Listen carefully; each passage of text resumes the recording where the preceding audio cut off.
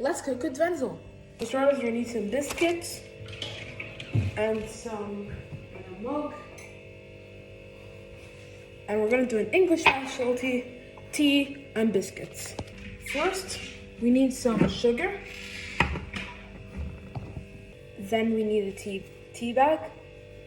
Then we get a golden spoon. But first we get the tea bag in. Add some sugar. Probably that's enough. Okay, a little bit more. Yeah. Now we just add some tea.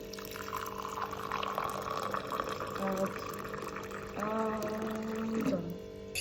Now we just get the tea bag and just do this 10 times. 1, 2, 3, 4, 5, 6, 7, 8, 9, 10.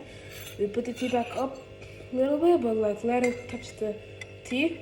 1, 2, 3, 4, 5, 6, 7, 8, 9, 10.